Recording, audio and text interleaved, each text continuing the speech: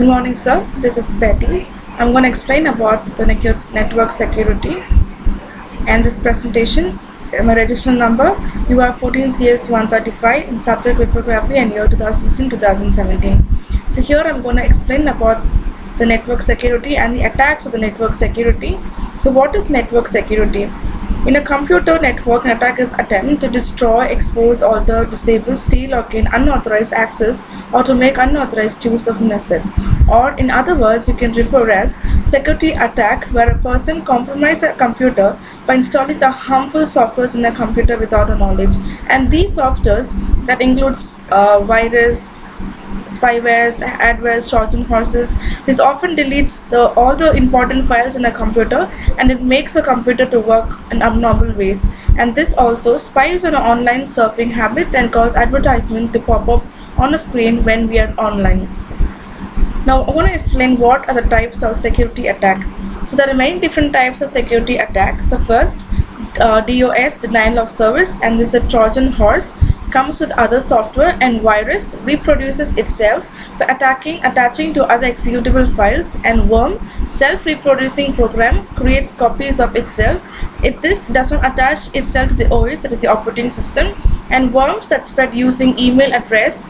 Books are often called as viruses, and the last one is logic bomb, dormant until an event triggers, that is the date, user action or random trigger, etc. So first we'll see what is the denial of services. So here you can see the worm virus and the Trojan and the dictators at virus and all that. Let's see what's denial of service attack. So here connection, it is called as legitimate connection and subverters, and then operating system reinstallation, packet, and leads to all these kinds of things. Denial of service attack. So unlike a password-based attack, the denial of service attack prevents normal use of computer or network by valid users.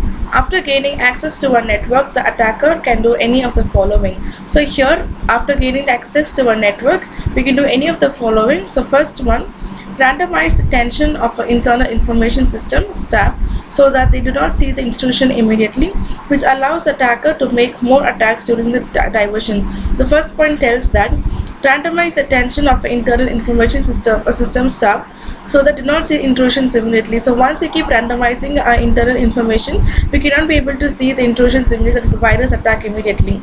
Send invalid data to applications or network services which causes abnormal termination or behavior of the applications or services. So keep sending invalid data to applications or to network systems that will cause abnormal terminations. Flood a computer or the entire network with traffic until a shutdown occurs because of the overload. Last one is block traffic, which results in a loss of access to network resources by authorized users. This is the denial service attack, and here the diagram it says attacker. Here we are the users, and input service protocol and target server. The same thing goes on. Next, second one is Trojan attack. In computing, Trojan horses or Trojan is any malicious computer program which is used to hack into a of its true intent. This term is derived from the Greek story of the wooden horse that was used to help Greek troops invade the city of Troy by stealth. So this is also kind of virus program that is used to hack into a computer by misleading users or true intent. Example of Trojan attack is the banking process. So here first one we have the compromised website. So here the Trojan intrusion goes on, and then login credentials, phone number, etc. And here is the attacker. So the attacker gives an SMS link to the Trojan, and here is the victim, and from there the compromised website also gives a mobile Trojan. And finally, for the fifth one, when the attacker gives an unauthorized money transfer to the victim bank, and from there the victim bank, an SMS code has been sent to the victim. From there, the SMS with code will also receives to the attacker, and attacker can also get the code from the bank. This is the example of banking Trojan attack. Now a little bit explanation of this Trojan. A Trojan horse that is named after Greek mythology is a malicious computer program masquerading itself as useful or otherwise non-malicious. Once executed, it often installs a backdoor allowing for remote access of the infected machine. This allows attacker to perform various criminal tasks including but not limited to use of machines as a zombie within a botnet to perform distributed denial of service, that is DDoS attacks, data theft, downloading or installing of additional malware, modification or deletion of files, keylogging, watching the user screen, crashing the computer, and anonymous internet viewing. It is estimated that Trojan horses account for 83% of world's malware infections, with 15% of Trojan horses infected machines being members of the botnets around the world. So examples of these Trojan horses are NetBuzz, Sub7, Y3K remote administration tool, Back Office, Beast, ZS, the Black Hole Exploit Kit, and Flashback Trojan. Next, you're going to see about another attack, the logic bomb attack. What is logic bomb attack? It's one of the oldest types of malicious software that code is embedded inside the legitimate program and is only activated when specified conditions are met. That is, for example, like presence or absence of some files, particular date and time, and particular user. So when it is triggered, a damaged system typically can modify or delete the files, disk, or halt machine, etc. This logic bomb, it is a hidden code in a software program that executes itself with predefined conditions when are met. It is also called as time bomb. It executes on certain days. There are certain conditions when it is activated. For this, presence, absence of small file, particular date or time, and particular use. So here you can see the example. The programmer inserts the code. So when he inserts the code, sometimes we may get name not found or name not found, and then it goes the time bomb.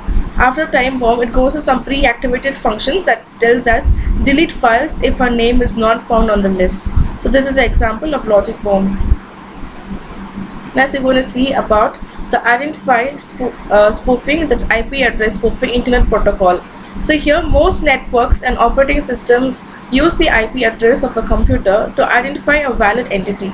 In certain cases, it is possible for an IP address to be falsely assumed, identify spoofing. An attacker might also use special programs to construct IP packets that appear to originate from valid addresses inside the corporate intranet. After gaining access to the network with a valid IP address, the attacker can modify, reroute, or delete a data. The attacker can also conduct other types of attacks as described in the following sections. So here, this is the section over here. So first, attacker, when his real IP address is 1.1.1, from the TCP it goes to the internet, and from the internet we have a router and destination, and the source point is also given here. So from that TCP it goes to the victim, and from that victim is go to trusted host. So here the source and IP address is also given. So this is how it takes place in this identify spoofing internet protocol. This is how it spoofs the source and destination protocols. IP spoofing, it is also called as forgery or a host file hijack. So IP spoofing, also known as IP address forgery or a host file hijack, is a hijacking technique in which a cracker masquerades a trusted host to conceal his identity, spoof a website, hijack browsers, or gain access to a network. Here's how it works. The hijacker contains the IP address of the legitimate host and alter packet headers so that the legitimate host appears to the source. So this IP spoofing attack is also meant to be a forgery or a host file hijack. And now the last one, I'm going to explain about the password based attack. So here the user name has a name and a password, and from there the client sends name and password across network, web server. From the web server, it goes to server authorizes access for authenticated identity. Server uses password to authenticate user's identity. This is how it goes for password attack. The most common type of attack is password guessing. Most networks aren't configured to require long and complex passwords, and an attacker needs to find only one weak password to gain access to a network. Not all authentication protocols are equally effective against guessing attacks. So password-based attack is that repetitive attempts are made to duplicate a valid login or password sequence.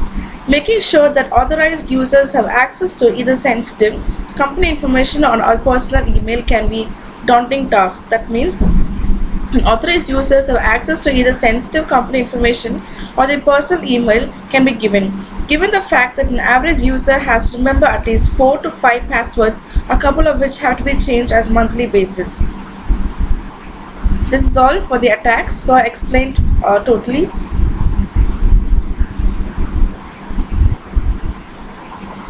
The types of security attack: DOS, denial of service, the Trojan horse, the virus which does not copy itself to the OS, and the worms that spread using email address books are often called viruses, and finally the logic bomb, dormant until event triggers, and password and internet spoofing. This is all for the security attack. Thank you.